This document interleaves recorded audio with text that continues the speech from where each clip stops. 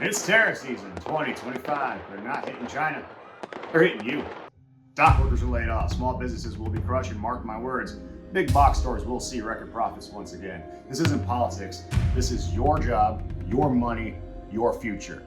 And in this episode, we make some big predictions. I'm Charlie. He's Colin. This is the Unemployable Life Podcast. Welcome or welcome back.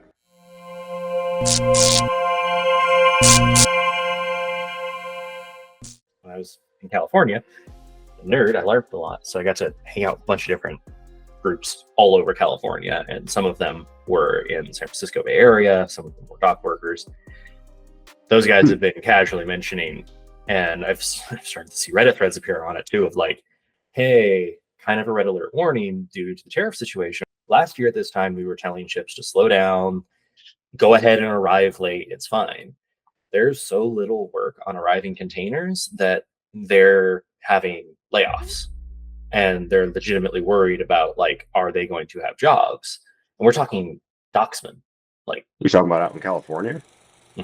That's one of the largest receiving ports in the world, and it's. I was just gonna say, to add to your point, California is the state with the most manufacturing output in the United States. I had to double check that. I knew it was true, but I really just needed to double check it because it doesn't seem like it's something that would be true. It seems like Massachusetts or Pennsylvania or even something in the Rust Michigan, Belt. something like that, you know? Yeah, something that was known for it.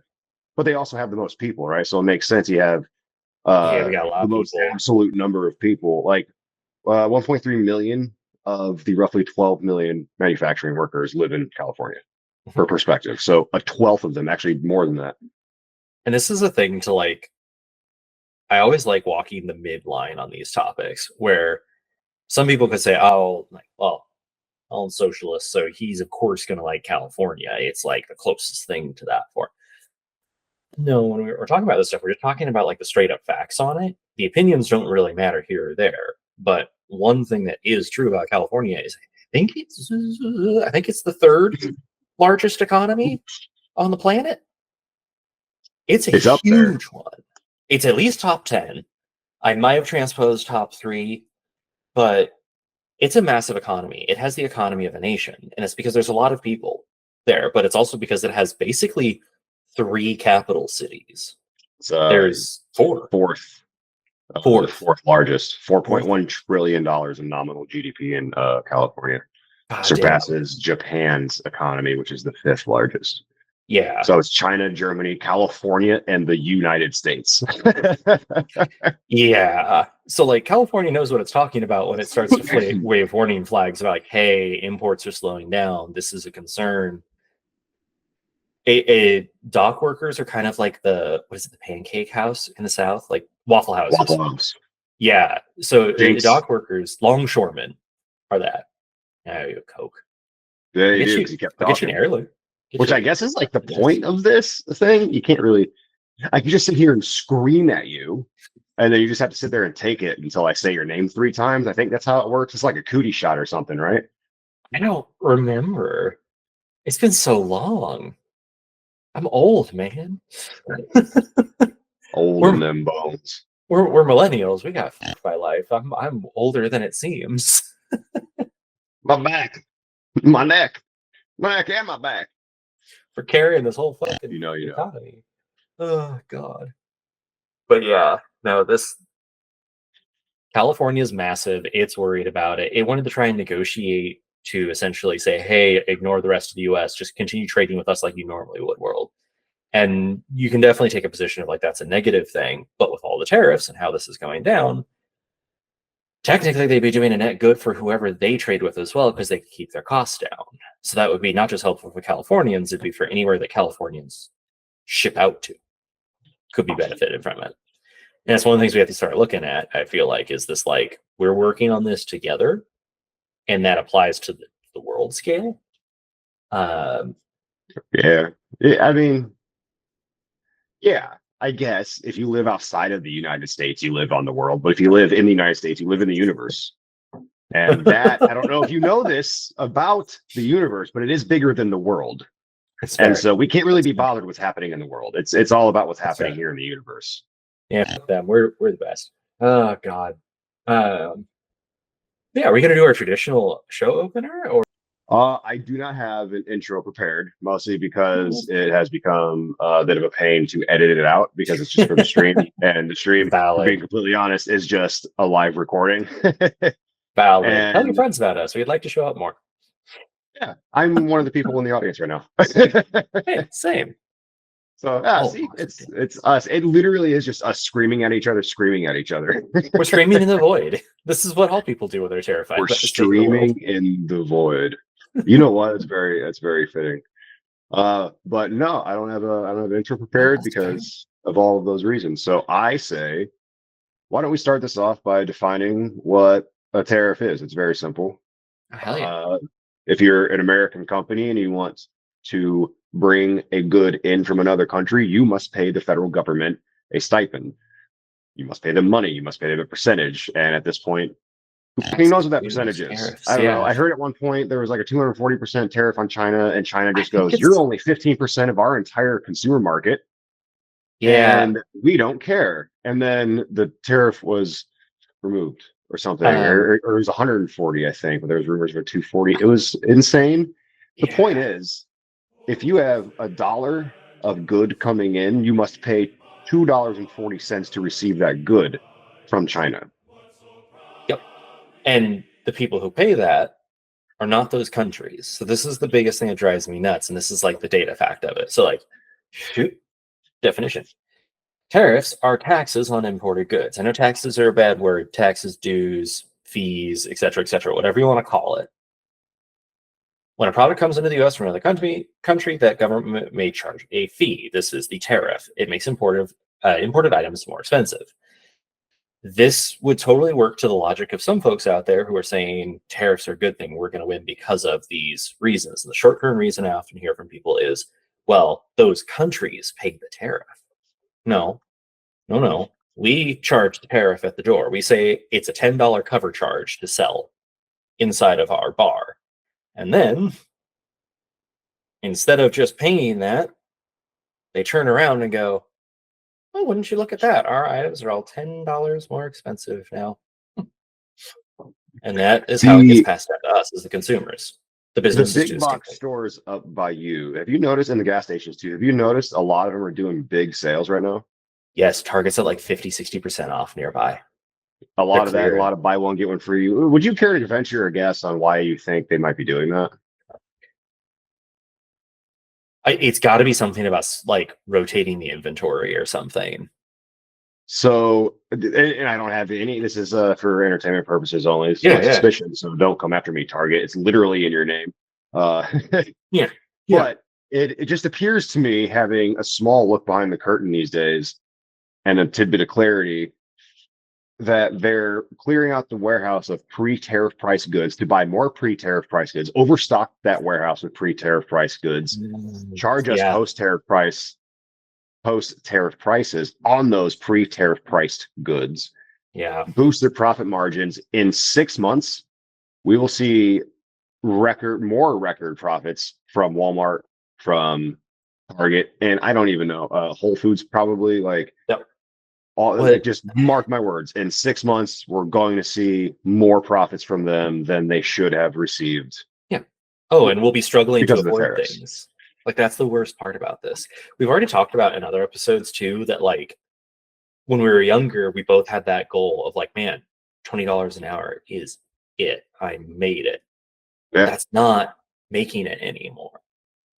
No, And man. this is going to make that worse.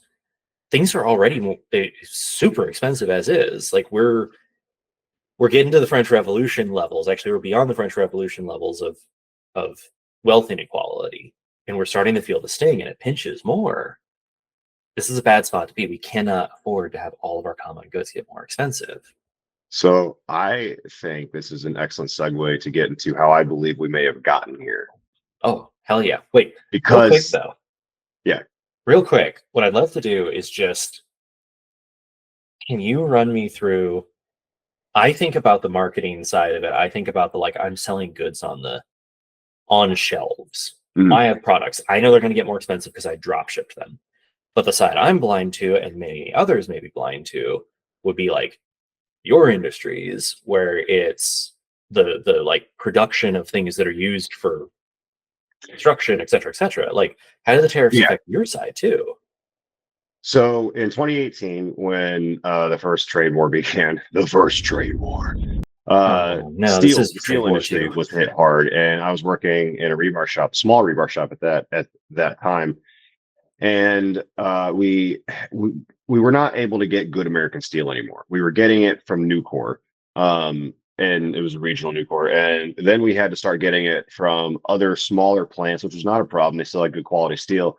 Yeah. But you noticed the day the China steel got there, it was a different color. It had a different sound when you whipped it. We're talking rebar here specifically. And so it had a different sound when you whipped it. It had a different sound when it cut, and it broke easier. So part of the job that I had to do was actually bend rebar. And rebar, I don't know if you know, it doesn't want to bend. So it takes a ton of force to bend it. And the machinery we use is essentially just a couple of gears, just a big gear here and a big gear here. You just go, brrrk, and there's a pin and it moves around, a stationary pin, and it just grabs that bar and bends it. Right. Damn. Okay. And we would have instances at a higher rate uh, of this steel breaking, especially the 5 and the 6 bar for some reason. And when this stuff breaks, it's loaded with kinetic energy. So Yeah, when it breaks, it goes ching, ching, ching, ching, ching, ching at 300 miles an hour across the shop. I was at a bigger shop a couple of years before this in a piece of 9 bar, number 9 bar. It's the bigger the number, the bigger the bar. Okay. 9 bar, if I remember right, is 3/4 of an inch. So if you can imagine a piece of bar about that big around, we were doing 180-degree hooks on it. And the hook was very short. The leg of the hook was very short. It was way too short. If I remember, it was like 10 inches, which if for the 3 of you who might actually know what I'm talking about, you're probably going to wince, and you already know where I'm going with this. As the bar is being bent by the moving pin, the hook leg, because it was too short, popped out. And these tables returned the pin automatically. So it caught that hook and it re-straightened that bar, and it broke right at the initial bend, and it just helicoptered across the shop. Thankfully, no one was hurt, but I watched that entire piece of bar, and it was probably a foot long and sharp as fuck, and it probably weighed 8 pounds, maybe 7 pounds. Like it would have fucking wrecked someone had they hit their ankle. Yeah. My point is, the China steel did this more often, and when you cut into it, it was even shinier on the inside, and you would occasionally see like potted marks where there was like some oxidation inside of the melding process. And my concern with that is that that stuff went into roads, walls, sidewalks in southern Wisconsin, all across that state. In fact, I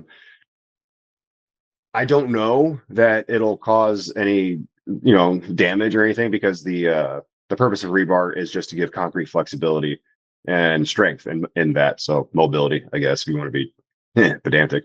But that's terrifying to me. And to think that I wasn't the only one handling rebar like that. There was thousands of us doing this in 2018 and in 2019. Yeah. Dude, that shit's all over the country. So Yeah, it the goes from a odds are. manufacturing issue where small manufacturers, especially, tariffs kill small businesses. They tried this in 1930 and 1848. It didn't work either No, time. it caused depressions each time. It caused wars. Yeah. And it led to trade wars, and that precursed these wars. But the small businesses can't afford the higher tariffs. And I'm just going to stick to steel because this is my firsthand experience. But you can pretty much extrapolate this story into any of your industries, but especially any of your niches within manufacturing. The smaller shops couldn't afford the good steel. The good steel was marked at a higher premium, even higher than it was already, because of the increased demand. Well, who gets privy, who gets access to that increased demand? It's the people with the money, right? It's the bigger shops. And there just aren't a lot of big rebar shops in the country. I worked at the largest rebar shop in the United States. That's where I cut my teeth, quite literally. And there is a direct line from the small shops to probably, I don't even know how many infrastructure issues that we might see in the next decade, especially in the icy states where the roads heave up and down, and throughout the seasons. Yeah. That shit scares the shit out of me, man. Yeah. No. that version's so much more insidious and hidden than like. I mean, I know one business that was basically drop shipping fashion, and they were doing a really good job at it. 5 different brands, all this goodness. They were already kind of having a struggle because of some poor decisions that were made in business world, but now they're gone.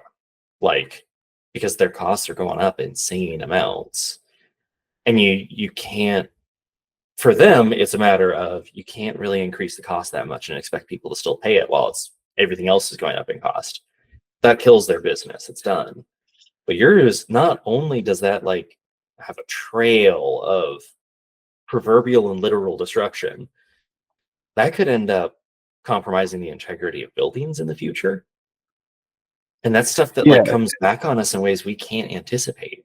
and the quality of construction these days is already shite. Like, do not buy a house that was built after like 2000. They don't use, and probably after like 1985. Honestly, I'm not a construction expert, but what I do know is they use fresh lumber in these houses, and fresh lumber shrinks, it dries, Oof. and eventually in 5 years you're going to start seeing cracks in your shit. Like, don't buy a new house, guys. Don't move into a new condo and expecting it to be brilliant, because Yeah. all of these things suck. I know some people that live out in outside of a Denver suburb, and they live in a brand new condo. They're the first one. They're the first tenants in this unit, and they've had like 3 major issues. 2 of them were like hot water issues. Another one of them was the heater went out or something like that. And it's the middle of winter in Denver, Yeah. and that's not going to get any better as quality materials and quality tools, for that matter, become harder to access. And it sucks. I don't know what there is that a small business owner can do about that. Like you can't expect your employees to be okay taking a pay cut to accommodate these tariffs. So that's pretty much off the table. Yeah. You can't expect the customers to bear the brunt of all of the tariffs, but you also don't want to eat into your marginal profits. And Yeah. a lot of these businesses probably running on 2 or 3% margins as it is. So it's quite Yeah. literal a Small razor's business edge. stuff. Yeah. Like there's a reason why it's called small business. It has small margins. Like they're not these big giant conglomerates. And the big giant conglomerates win because they suffer for a little bit. They lay off teams, but the mom and pop shop slows down and closes. So the big Well, guys get to sit there and weather it and lose this their competition. this brings me to Oh, a nice yes. little theory that I have. I don't think this is what's happening, but it certainly could look like it from the outside. It would almost look like Trump and his cronies are doing a little bit of insider trading. Charles Schwab, for instance, made $2.8 billion like 3 days ago, and some other schmuck next to him made $900 million. Hey, not bad for a day's work. Yeah. What the? So They could help so many tariffs, people with that money. tariffs are going to drive prices of goods up, which is Yeah. inflation. What is inflation excellent at? Wealth transfer. How does Yeah. that work? Very simply, things are more expensive for us, but we're not making any more money. So more of our money is going to the top. That's Yep. it. And we're not making Yeah. any more money. So our margins are decreased. A job should never be a financial liability. A job Yeah. should always be a financial, like, I'm actually, Ooh. funny enough, in a situation where my 9 to 5 is the worst financial investment I've ever made.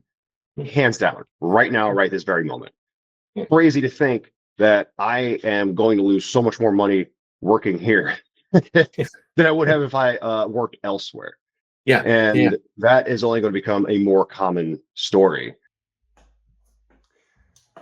Hey, thanks for watching. If you like that, YouTube thinks you like these also.